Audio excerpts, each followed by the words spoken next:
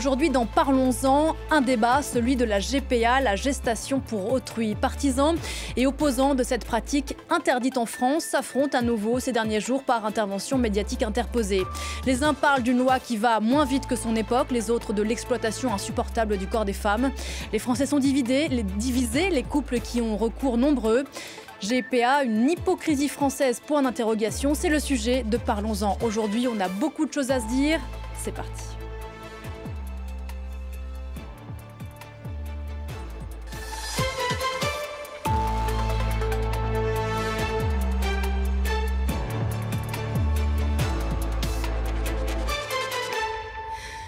Tout a commencé avec un faire-part de naissance posté il y a quelques jours sur les réseaux sociaux. Et ce faire-part, le voici.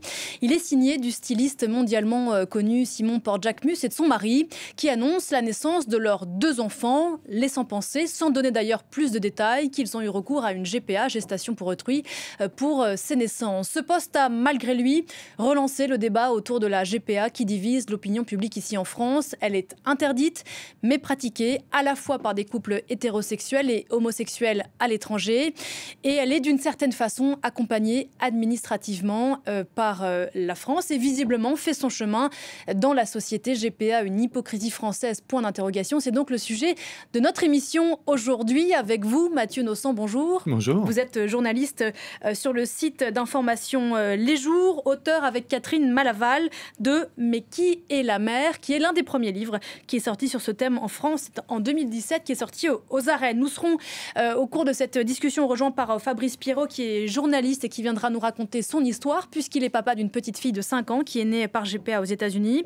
Nous serons aussi en ligne tout à l'heure avec Valérie Kokoska, qui est docteur en philosophie et qui s'oppose à cette pratique. Et puis on ira aussi faire un tour par les États-Unis, où se trouve Sonia Dridi et surtout la plupart des mères porteuses qui sont aujourd'hui sollicitées par les couples français, qui en ont les moyens, et c'est une des clés du sujet. On y reviendra tout à l'heure. Mathieu Nossan, première question. Aujourd'hui, je suis française, je suis hétérosexuelle, homosexuelle. Je veux avoir recours à une GPA. Très concrètement, qu'est-ce que je fais ? Mais vous pouvez aller à l'étranger. En fait, il y a plusieurs pays qui permettent à des femmes... des couples qui soient hétérosexuels ou homosexuels, alors ça dépend des pays, qui permettent à ces couples-là d'avoir accès à la gestation pour autrui parce qu'elle est légale dans leur pays. Certains pays le réservent à leurs ressortissants et d'autres pays le permettent aussi pour des étrangers. Donc vous êtes français, vous pouvez aller aux États-Unis, mais vous pouvez aller dans d'autres pays, vous pouvez aller, alors c'était le cas avant en Ukraine, mais vous pouvez aller en Colombie, vous pouvez aller en Russie. Voilà, donc c'est une pratique qui tend à s'étendre d'ailleurs. Il y a de plus en plus de pays qui légalisent la gestation pour autrui. Alors comment ça se passe concrètement ? À qui je m'adresse ? Est-ce que je m'adresse à une association, à quelqu'un qui va me mettre en contact ? Comment je fais ? Ça, c'est votre choix. Vous pouvez vous adresser directement à une agence.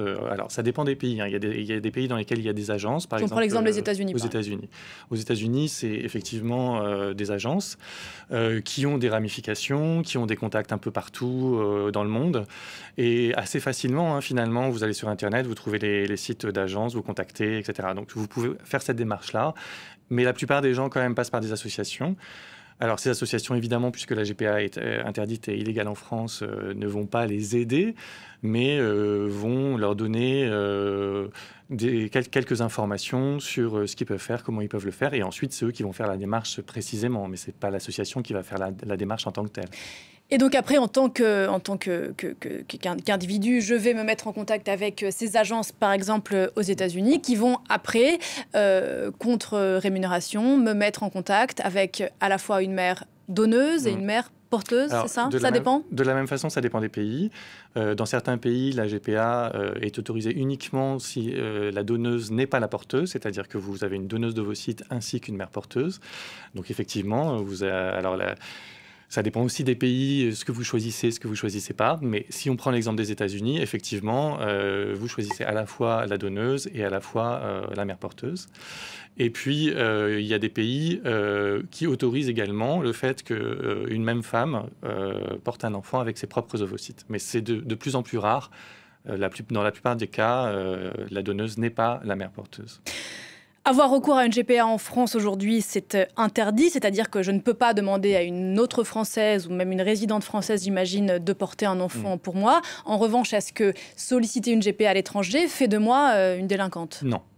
Non, ça ne fait pas de vous une délinquante. On ne peut pas dire que la démarche est illégale en tant que telle.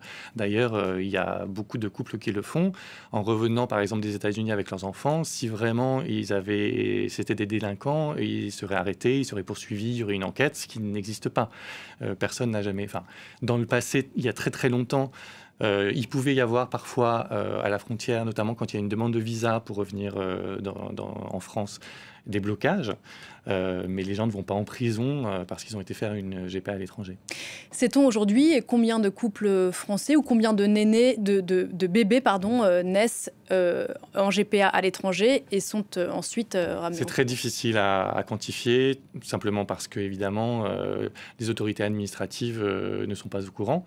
Là où elles sont au courant, c'est quand les parents reviennent avec leur enfant et qu'ensuite, ils doivent faire retranscrire à l'état civil français l'acte de naissance, qui est un acte de naissance étranger. C'est-à-dire que quand ils ont été faire une GPA aux États-Unis, par exemple, on reprend ce cas-là, l'enfant, au départ, a un passeport américain. D'accord, parce qu'il est né aux États-Unis. Et ensuite, leur but, évidemment, puisqu'eux-mêmes sont français, c'est qu'il soit dans leur livre de famille déjà, et donc que son acte de naissance soit retranscrit à l'état civil français. Et ça, la loi française La loi française le permet. Le permet. Alors, depuis, il y a d'ailleurs une incongruité, c'est-à-dire que lors des dernières lois de bioéthique de 2021, il a été mentionné qu'on pouvait retranscrire un état civil, même s'il y avait une suspicion de GPA, un acte de naissance, mais simplement en mentionnant la personne qui avait un lien biologique, le parent qui avait un lien biologique avec l'enfant. Donc dans le cas d'un couple d'hommes, c'est souvent le père qui a le lien biologique avec l'enfant. Et dans le cas d'un couple hétérosexuel, c'est souvent le père, parce que généralement, les couples hétérosexuels font appel à une GPA parce que la mère, malheureusement, est infertile. À une infertilité utérine qui fait qu'elle ne peut pas porter un enfant. Par contre, la jurisprudence de la Cour de cassation notamment permet une retranscription complète, c'est-à-dire avec les deux parents, à la fois le parent biologique et le parent qui n'est pas biologique. Donc il y a ici un hiatus, et donc c'est un peu au cas par cas. Il y a un vide juridique. Je voudrais qu'on prenne la direction des États-Unis, puisqu'on en parlait à l'instant, et c'est sans doute la direction première aujourd'hui des couples français, pour non? Ceux qui ont de l'argent. Pour ceux qui ont de l'argent, effectivement, et c'est un sujet important, et on va en parler bien sûr, mais disons que c'est une destination vers laquelle se tournent beaucoup de couples français pour ces mères porteuses, et c'est Sonia Dridi qui nous raconte du côté américain comment ça se passe. On l'écoute, on se retrouve juste après. Les États-Unis se trouvent à la première place des pays vers lesquels se tournent les couples qui sont à la recherche d'une mère porteuse, notamment parce que la pratique y est très encadrée, que ce soit au niveau juridique, médical, psychologique. Le statut des mères porteuses y est également très réglementé. Elles doivent avoir au moins un enfant déjà à la maison, être indépendantes financièrement. Elles subissent des tests médicaux de santé mentale et c'est à elles de choisir les couples dont elles vont porter le bébé et non l'inverse. Alors il existe deux types de mères porteuses, celles dites de gestation qui ne partagent pas de patrimoine génétique avec l'enfant qu'elles portent et celles qui sont également les mères biologiques. Alors en général ce sont des agences qui mettent en contact les couples en demande d'enfants et les mères porteuses. La facture peut grimper très vite, jusqu'à 150 000, 170 000 dollars. En plus des frais d'agence, des frais liés à la mère porteuse, il y a aussi souvent des frais d'avocat pour établir notamment un contrat avec la mère porteuse et puis pour les Européens aussi, par exemple, préparer le retour dans le pays d'origine. Alors la pratique est de plus en plus répandue aux États-Unis. D'ailleurs, en mars dernier, le Michigan a été le dernier État du pays à dépénaliser les contrats de GPA, mais cette pratique reste pour l'instant réservée à des individus qui ont des moyens financiers très significatifs parce que cela reste très très cher. Ce qui a réanimé le débat ici en France ces jours-ci, c'est un tweet de Marion Maréchal, tête de liste Reconquête pour les prochaines européennes, qui s'étonnait, vous le voyez, de l'endroit où se trouvait la maman, je la cite, des enfants du couple Jacquemus dont on parlait tout à l'heure. Tweet aux accents homophobes selon certains, qui a donc rouvert ce débat. La ministre déléguée en charge de l'enfance, de la jeunesse et des familles s'est dit favorable, elle, précisément, à ce que cette discussion ait lieu ici en France. On va l'écouter, la ministre, ainsi que les réactions d'autres hommes et femmes politiques. Écoutez, on se retrouve juste après. Il y a des GPA aujourd'hui dans le monde. Ce qui est certain, c'est que oui, il faut protéger les enfants et leurs droits. En France, est-ce que vous la souhaitez un jour autoriser ? Moi, je souhaite qu'on sorte de l'hypocrisie. L'hypocrisie, c'est quoi? C'est que on sait que c'est un sujet qui est difficile à aborder parce qu'il est instrumentalisé par des extrêmes. Je souhaite simplement que la préparation de notre pays à avoir un jour ce débat puisse se faire parce que oui, donc pourquoi il y a pas des enfants, un jour à l'issue d'un vrai débat. Ouvrir un débat, mais bien sûr, et c'est sain et c'est serein. Et c'est pour ça qu'il faut sortir de cette hypocrisie. Ces enfants vont bien, ils ont des parents qui les aiment, il faut les protéger et je serai à leur côté. Moi, je pense que la GPA, quand elle n'est pas commerciale, je suis pour. La GPA commerciale, je suis contre. Voilà, donc c'est-à-dire que... Comment vous distinguez, comment vous arrivez à savoir... Ben, quand il n'y a pas rémunération, quand il n'y a pas d'échange mercantile. Oui, quand il n'y a pas d'échange mercantile, quand ça ne rentre pas dans les logiques du marché. Si j'étais au pouvoir, je crois que la chose la plus importante à faire, ce serait d'abord d'obtenir une interdiction internationale.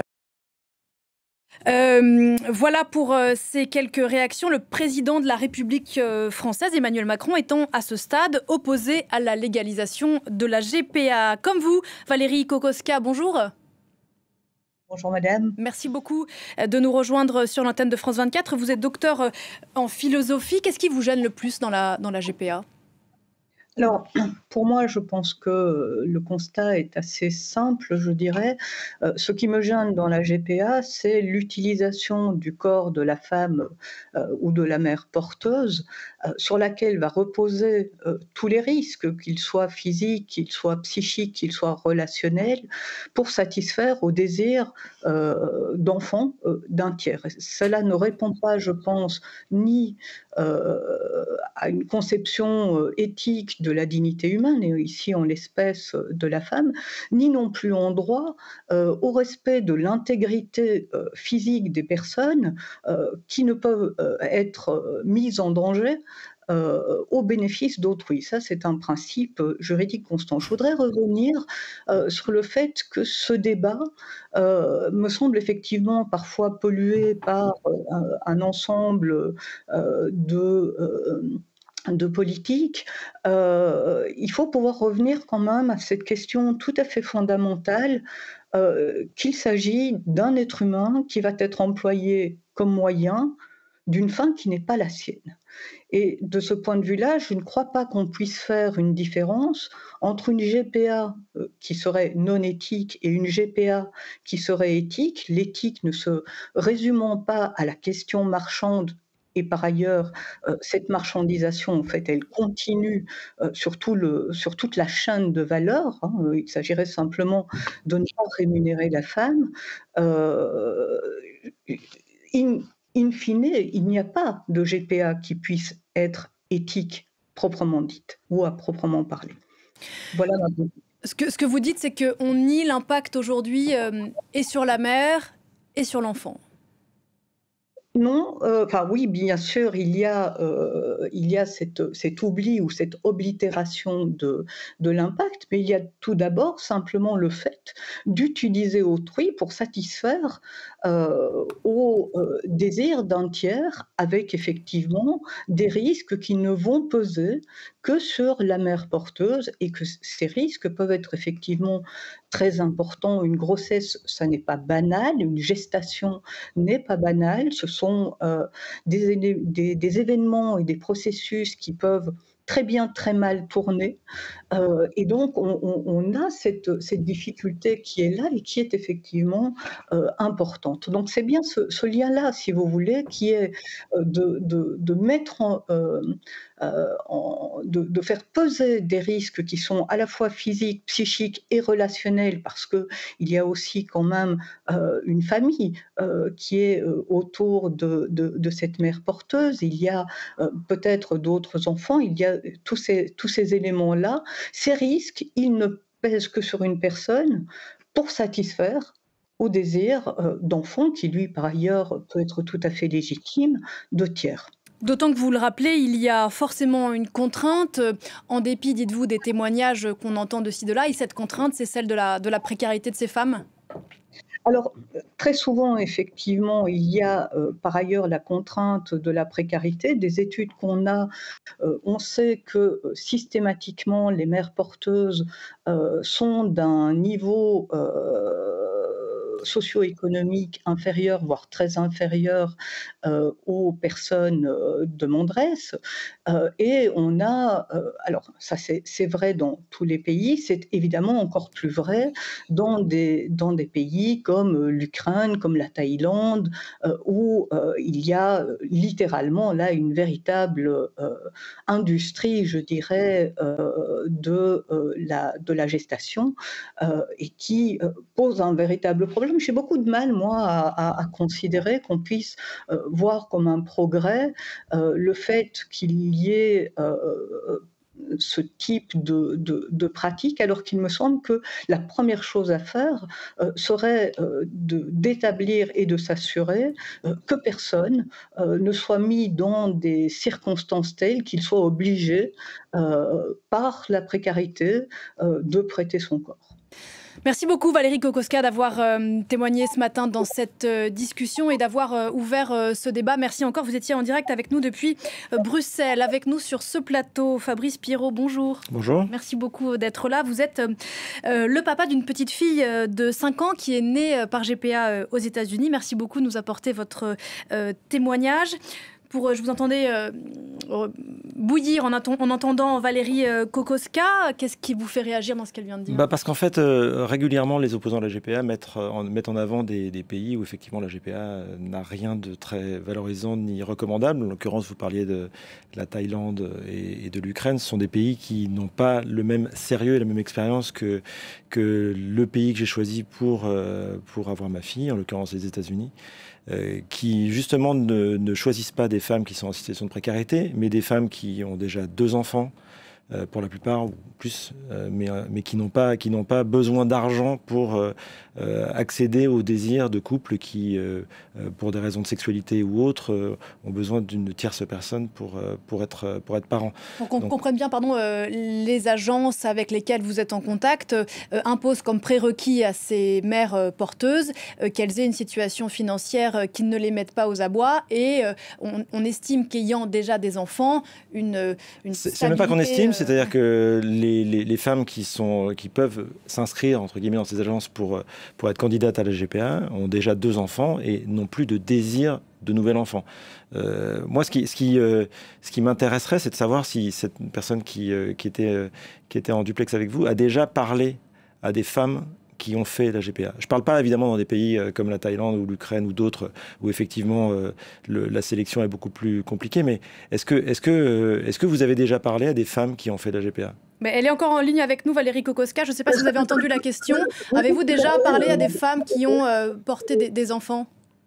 Alors non, je n'ai pas encore parlé à des femmes qui ont porté des enfants pour autrui. Je n'ai effectivement pas cette connaissance de terrain-là. Je veux dire que j'ai énormément lu de témoignages. Alors c'est très bien de lire, c'est très bien aussi de rencontrer des gens. De la même manière que c'est très bien de rencontrer aussi des enfants qui sont issus de GPA. Alors il y a un contre-exemple que j'ai découvert la semaine dernière d'une femme qui est issue de GPA et qui aujourd'hui porte un combat repris très largement par la droite et l'extrême droite. Qui s'appelle Olivia Morel. Qui s'appelle Olivia Morel et qui vient sur tous les plateaux télé ou dans les médias pour dire à quel point ça a été un drame pour elle d'être issue de GPA. Mais le drame surtout pour elle, c'est qu'on lui a menti. Le drame surtout pour elle, c'est que ses parents ne lui ont pas dit la vérité et ne lui ont pas dit qu'elle était issue de GPA. C'est ça son drame. Moi, j'ai une petite fille de 5 ans. Je lui ai toujours dit la vérité. Je lui ai dit très tôt. Vous lui racontez quoi? Je lui ai dit à l'âge de 2 ans. Bon, évidemment, pour nous, je suis marié à un autre garçon. est évident qu'un enfant va immédiatement comprendre qu'il a fallu l'intervention d'une personne pour nous aider à créer notre famille. Mais en l'occurrence, dès l'âge de 2 ans, j'ai commencé à lui raconter, lui montrer des photos que Amber, la mère porteuse qui nous avait permis de fonder cette famille, elle l'avait portée. Et pourquoi elle l'avait portée? Vous savez, c'est un processus quand quand on va un recours à la GPA, ce n'est pas un processus qui est immédiat. Moi, comme beaucoup de gens ignorants ou qui n'avaient jamais rencontré de personnes qui ont eu recours à ce service, entre guillemets, j'étais pas spécialement favorable au départ. C'est un cas de conscience. C'est pas même pas un cas de conscience. C'est-à-dire que quand vous êtes homosexuel et que vous avez ce désir d'enfant, vous passez par plusieurs étapes. Moi, les étapes au début, ça a été d'essayer de trouver une solution pour l'adoption. À l'époque, l'adoption n'existait pas pour les couples homosexuels. Et puis, depuis qu'elle existe pour les couples homosexuels, on compte sur les doigts d'une main ou de deux les couples qui ont réussi à avoir des enfants. Après, vous avez aussi des systèmes qui vous permettent d'être en relation avec des femmes qui, elles aussi, ont un désir d'enfant, mais ne peuvent pas créer leur famille pour des raisons XY. Mais si vous voulez, la GPA, c'est pas quelque chose vers lequel vous allez spontanément. Et quand on vous explique que ce ne sont justement pas des femmes qui sont dans de la précarité, que ce sont des femmes qui ont le désir de donner l'opportunité à des familles qui ont la difficulté de pouvoir en créer, d'avoir cette chance d'être parents, parce que c'est effectivement une vraie chance. Moi, en ce qui me concerne, la personne qui a accepté la GPA pour nous permettre d'avoir notre fille Suzanne, c'était une personne qui avait eu 2 enfants, qui dans son entourage avait une personne de sa famille qui était lesbienne, qui avait par PMA obtenu la possibilité d'avoir un enfant. Elle voyait à quel point sa famille s'était épanouie, à quel point elle était heureuse de partager cette expérience extraordinaire que d'être parent. Et donc c'est dit, voilà, moi j'ai aimé être enceinte, j'ai aimé porter un enfant, pourquoi je ne ferais pas profiter à une famille qui en a cette envie, quoi. Mathieu Nossan, je rappelle que vous êtes journaliste au Jour et que vous avez écrit cet ouvrage « Mais qui est la mère ?» il y a quelques années aux arènes. Les opposants à la GPA disent souvent que le fait d'avoir un enfant n'est pas un droit. On parle de désir d'enfant et que ce désir, quand il ne peut pas être assouvi, ne devrait pas pouvoir l'être d'une certaine façon. J'essaie de résumer grossièrement le propos. Qu'en dites-vous ? Non, mais ça c'est un argument qui me semble difficile à entendre. Et je pense que le sujet, il n'est pas là. Hein. C'est l'expression d'une forme d'individualité, d'égoïsme. Non, mais il parle d'égoïsme, effectivement, mais tout le monde sait que quand on fait un enfant, qui qu'on soit, il y a une forme d'égoïsme. C'est une façon de se reproduire aussi. Enfin, c'est une façon d'une certaine continuité de sa vie sur Terre. Donc je pense que ça, c'est vraiment pas la question. Il y a plusieurs points qui ont été abordés qui sont vraiment intéressants. Bon, d'abord, je voudrais rappeler que la Thaïlande n'est plus un marché international, puisque la Thaïlande a fait passer une loi et la GPA n'est maintenant accessible en Thaïlande que à ses ressortissants. C'est le cas en Inde aussi, d'ailleurs. C'est le cas en Inde aussi. Et effectivement, il y a 2 types de pays. Il y a quand même des études. Enfin, moi, je voudrais quand même qu'on s'appuie un peu sur des études, et c'est pour ça qu'on a écrit ce livre-là. C'était aussi pour dépassionner le sujet et au-delà des témoignages, donner des chiffres. Et les études montrent qu'effectivement, aux États-Unis, ce sont des femmes de la classe moyenne qui sont des mères porteuses et qui font des GPA. Ce ne sont pas des femmes dans la précarité. Mais c'est également le cas en Ukraine, par exemple. Il y a des études qui montrent que ces femmes-là ne sont pas des femmes qui ont besoin de cet argent pour vivre. Ce sont des femmes qui ont besoin de cet argent pour améliorer leur vie. Parce que, pardon, je vous interromps, on est bien d'accord qu'à la fin de cette gestation, vous reprendrez bien sûr votre propos après, mais ces mères porteuses ont touché une forme de salaire, une forme de compensation, on appelle ça comme on veut, mais il y a quand même une rétribution. Absolument, à la fin de l'histoire, qui est de l'ordre d'un tiers de ce que coûte cette aventure. Et ça coûte aujourd'hui ? Alors, c'est très difficile parce que, bon, d'abord, moi, j'ai fait cette GPA il y a 7 ans. Donc, entre-temps, il y a eu le Covid. Il y a eu donc beaucoup de couples qui n'ont pas pu mener cette aventure-là. Et du coup, je pense que les coûts ont augmenté, mais on est autour, effectivement, autour de 150 000 euros. 150 000 euros. Donc, c'est-à-dire que si la GPA coûte 150 000 euros au couple, la mère porteuse en touche plusieurs dizaines. Voilà, enfin moi je me souviens que pour ce qui concernait Amber, elle touchait je crois $3 500 ou $3 100 par mois. On ne peut pas dire que c'est une volonté de s'enrichir quand on touche cette somme-là, même si c'est une somme importante. Mathieu, ça dépend des pays, parce qu'encore une fois, aux États-Unis, il y a des agences. Et aux États-Unis, notamment en termes juridiques, c'est assez compliqué. Il y a beaucoup de travail à faire. Donc c'est vrai qu'il y a une partie assez importante de l'argent qui est versé par les parents d'intention qui n'est pas touché par la mère porteuse. Il y a d'autres pays où la proportion que vous donnez et le ratio est un peu différent. C'est-à-dire, et c'est pour pour ça d'ailleurs que c'est moins cher pour les parents d'intention, parce que par exemple l'Ukraine, la mère porteuse touche à peu près la même somme qu'aux États-Unis. Alors évidemment le niveau de vie n'est pas le même, donc l'impact sur sa vie n'est pas exactement la même, mais les agences prennent une somme moins importante. Donc in fine, les parents d'intention payent moins cher. Et là, je parle des agences, mais il y a aussi des pays qui ne passent pas par des agences, par exemple l'Angleterre. Alors l'Angleterre, on ne peut pas faire une GPA en Angleterre si on est étranger, donc c'est un de ces pays qui ne permet une GPA que pour ses ressortissants. Mais c'est quand même intéressant de voir qu'il y a d'autres systèmes. C'est-à-dire en Angleterre, ce sont des associations qui gèrent la GPA, ce ne sont pas des agences. Et les mères porteuses sont défrayées. Et donc ces associations, elles, ne font pas de bénéfices là-dessus. Donc ce que je veux dire par là, c'est que parfois on a l'impression que la GPA c'est tout ou rien. C'est ou bien les États-Unis avec ce système qui est un système d'agence très encadré, qui est très contrôlé, très judiciarisé. Et il y a un système qui est un peu comme auparavant l'Inde ou même la Belgique. Là on parlait de la Belgique. En fait, en Belgique, la GPA n'est pas encadrée. C'est-à-dire qu'elle n'est ni illégale ni légale. Il y a un flou. Il y a un flou total. Et là, mais il y a des intermédiaires. C'est-à-dire qu'il y a des pays qui ont choisi d'autres solutions. Là, je vous parle de l'Angleterre qui a choisi de passer par des associations. Il y a aussi Israël. Là, tout est géré par l'État. C'est-à-dire que ce sont vraiment les services de l'État qui gèrent ça. Et il y a aussi la Grèce, par exemple, où tout est très judiciarisé aussi. La Grèce permet donc aussi... on devrait dire, pas la GPA, mais les GPA, autant voilà, il y a de systèmes... C'est très multiforme. Donc c'est là aussi où je trouve que parfois le débat, il est très polarisé. Et on a l'impression que c'est ou bien de l'exploitation ou bien du don. D'ailleurs, on n'a pas parlé, mais il y a aussi le Canada où la situation est un peu différente. Le Canada, oui. Un peu comme les États-Unis. On va se quitter 2 minutes. On se retrouve à 10h30 pour la deuxième partie de ce Parlons-en. Toujours à propos de cette question que l'on pose ce matin, GPA, une hypocrisie française, point d'interrogation. À tout de suite.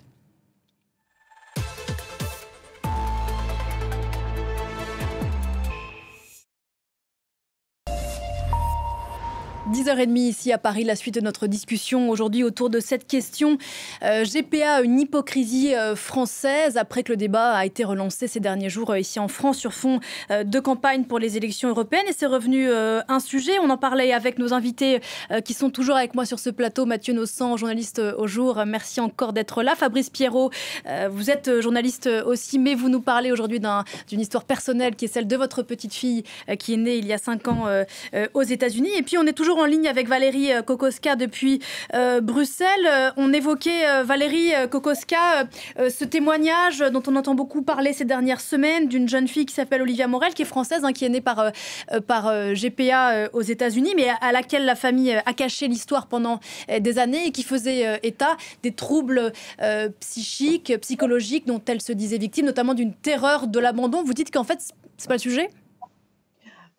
Oui, alors en fait, pour moi, c'est un sujet qui est subséquent, donc ce n'est pas un sujet, mais il me semble que le premier sujet, et celui-là, il faut vraiment tenir sur ce plan-là, c'est la question quand même de l'instrumentalisation de quelqu'un, d'un corps, d'une personne, d'une femme en l'occurrence, pour satisfaire au désir d'autrui. Alors, on a souvent, et c'est ce que un de vos invités sur le plateau disait, c'est que finalement, il y a des femmes qui sont heureuses de faire cette démarche. Je voudrais rappeler que le fait de consentir et même d'être heureux à être le moyen de la fin d'autrui, ne fait pas pour autant, ne rend pas la chose éthique, ça n'empêche pas le fait qu'on est bel et bien le moyen de quelqu'un d'autre. Et donc ça, je pense que c'est quelque chose qui est un élément qui est quand même extrêmement important.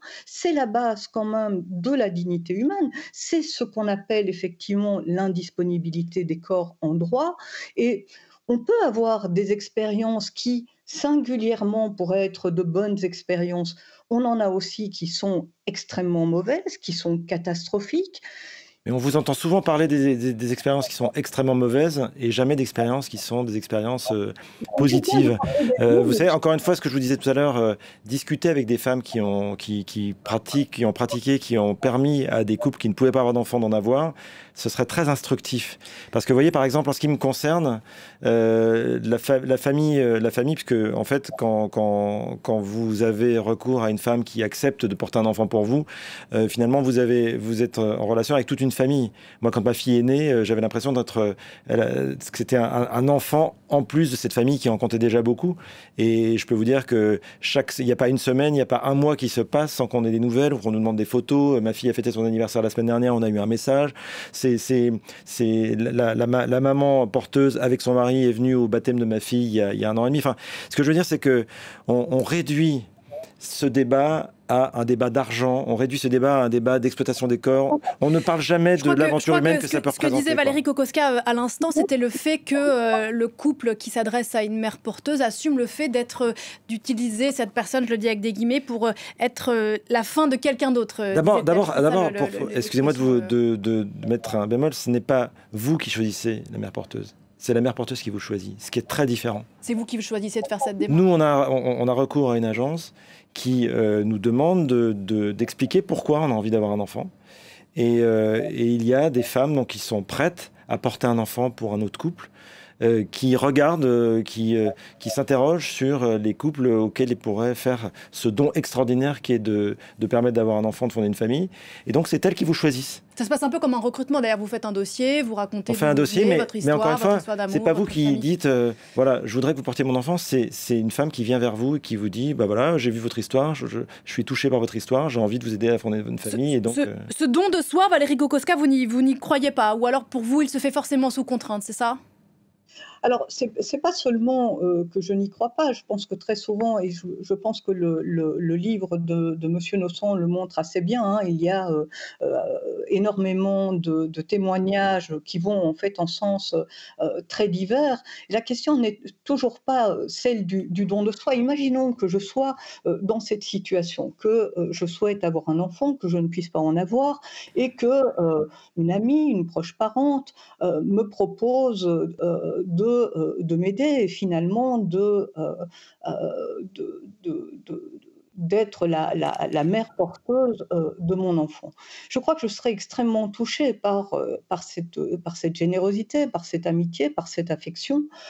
Il me semblerait à la fois naturel et élégant d'avoir la main à son endroit et de ne pas vouloir qu'elle prenne des risques qui sont quand même existants, aussi bien physiques que psychiques que relationnels, pour satisfaire un désir ou un besoin entre guillemets, qui est le mien. Je trouve que cette élégance-là, qui repose sur des principes de réciprocité, de respect, est indépassable.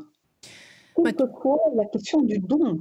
Le don, je trouve, alors on peut revenir sur cette question du don, parce que quand même,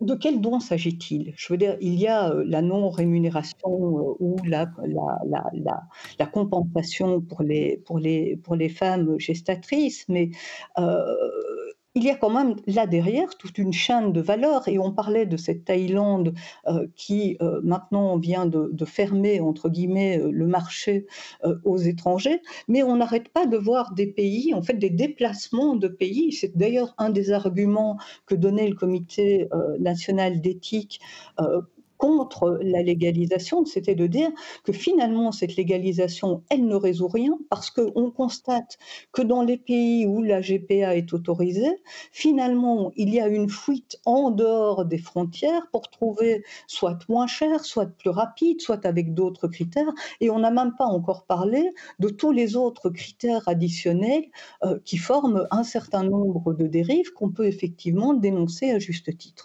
Merci beaucoup Valérie Kokoska. On va quand même continuer cette discussion aussi avec Mathieu Nosson qu'on veut entendre. D'ailleurs, vous citiez son livre à l'instant sur ce qui vient d'être dit. Nous avons interrogé, effectivement, Madame disait il y avait beaucoup de témoignages dans notre livre. On a interrogé à la fois des parents intentionnels, à la fois des femmes porteuses, une américaine, une anglaise, une ukrainienne. et aussi des enfants, mais âgés. Hein. Donc une jeune femme qui avait 18 ans à l'époque où on a écrit le livre et une autre qui avait 28 ans. Alors, ces deux enfants ont des histoires très, très différentes. La jeune femme qui a 18 ans, elle vit ça, de toute façon, c'est une Australienne, de façon qui n'est pas un GPA aux États-Unis. Pour elle, c'est même pas un sujet, c'est un non-sujet. La Française a beaucoup eu de mal, mais parce qu'elle est née à un moment donné où la GPA n'était pas encadrée en France. Vous savez que jusqu'à 1994, en fait, on pouvait faire des GPA, c'était pas illégal. La première loi qui interdit la GPA, date de 1994. Et ses parents ne lui avaient pas dit, ne lui ont jamais dit qu'elle était née d'une GPA. Donc je crois, moi, sur cette histoire de est-ce que c'est difficile pour les enfants, je crois que vraiment, ce qui est difficile pour les enfants, c'est le secret, c'est rien d'autre. En tout cas, c'est ça qu'on a retenu des interrogations et des interviews qu'on a eues. Après, sur les mères porteuses, je dirais qu'il y en a qui sont très, très clairs. Pour elles, l'argent est quelque chose d'important. Et d'ailleurs, on avait interrogé un philosophe qui nous disait que l'argent pouvait être une sorte de contre-don. C'est-à-dire qu'il y a un don, on donne de sa personne, et le fait que le contre-don s'exprime par l'argent n'était pas forcément immoral ou non éthique. Et il y en a qui, effectivement, ne mettent en avant que la question du don. Et d'ailleurs, ce qui est très étonnant et très intéressant aux États-Unis, c'est que beaucoup de mères porteuses sont des chrétiennes ferventes.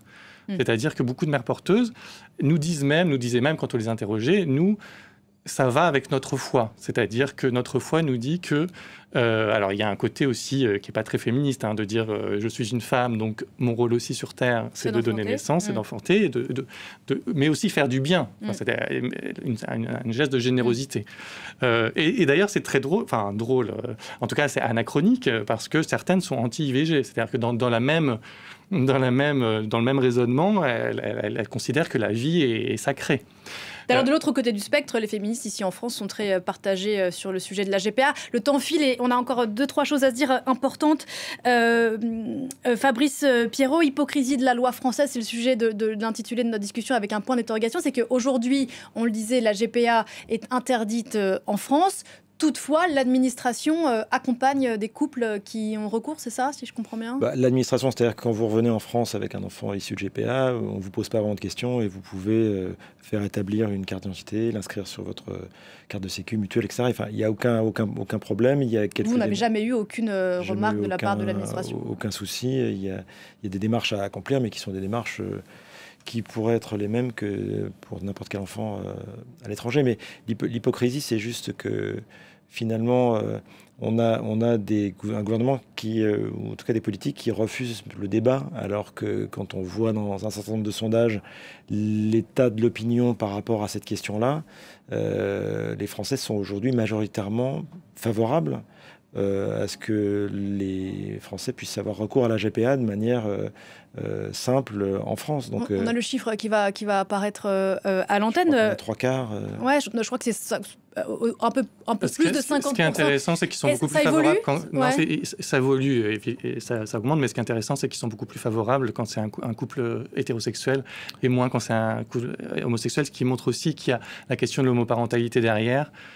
C'est quand même majoritaire. C'est quand même majoritaire pour les couples homosexuels. Ouais. Et en fait, ce qui se passe, c'est 59% des Français, selon un sondage CSA pour. C'est que finalement, seuls les couples qui ont, comme notre couple, la chance d'avoir les moyens d'aller à l'étranger pour faire un GPA, finalement, peuvent arriver à fonder une famille.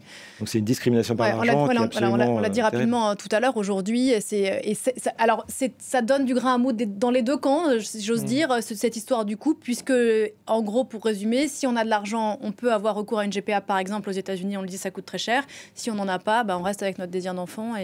Oui, après, ce qu'on peut quand même dire, c'était un argument de madame, ce qu'on peut quand même dire, c'est que la GPA serait encadrée et légalisée en France. Je pense qu'il y aurait quand même beaucoup moins de couples français qui iraient à l'étranger, aux États-Unis, etc., pour avoir un enfant par gestation pour autrui. Je pense qu'on ne peut pas dire que ça ne changerait rien à la situation actuelle.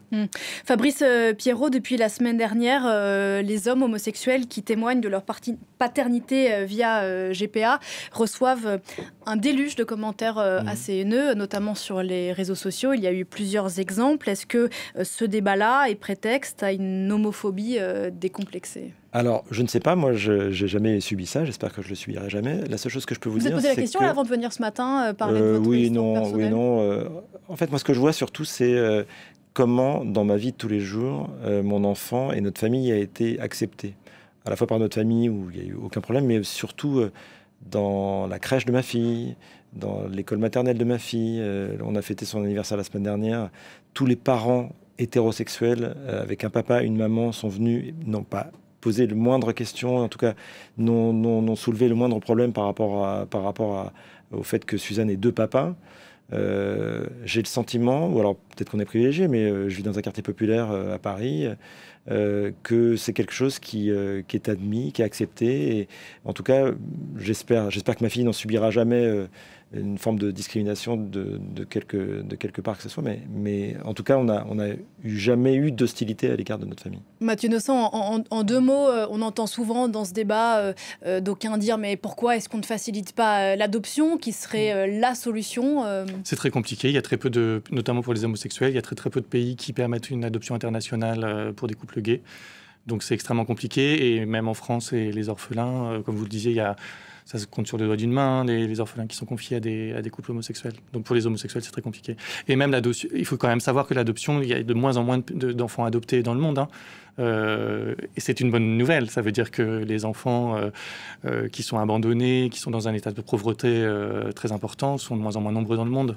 Donc je crois que c'est illusoire de penser que l'adoption va continuer à être une solution pour les parents qui n'arrivent pas à avoir des enfants.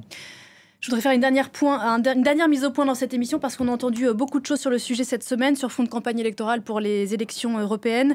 Non, le Parlement européen n'a pas inscrit la GPA sur la liste des pratiques considérées comme relevant de la traite d'êtres humains, mais bien les réseaux qui forcent les femmes à porter un enfant pour un autre. Voilà pour la précision. Merci infiniment à tous les deux d'être venus ce matin sur ce plateau. Il ne s'agissait pas ici de se taper dessus, si vous me passez l'expression, mais de se donner les clés pour tenter de se faire un avis sur un sujet complexe qui vaut d'ailleurs en France comme ailleurs dans le monde. Alors merci beaucoup d'y avoir participé. Mathieu Nossan, journaliste au Jour, auteur de Mais qui est la mère aux arènes, sujet qui est encore d'actualité. Merci beaucoup Fabrice Pirot pour votre témoignage. Vous êtes journaliste. Merci beaucoup Valérie Kokoska qu'on entendait tout à l'heure depuis Bruxelles, docteur en philosophie. Et puis on salue, merci d'être intervenue madame. Et puis on salue Sonia Dridi qui nous a raconté comment ça se passe du côté des mères porteuses aux États-Unis. On a encore beaucoup de choses à se dire dans Parlons-en.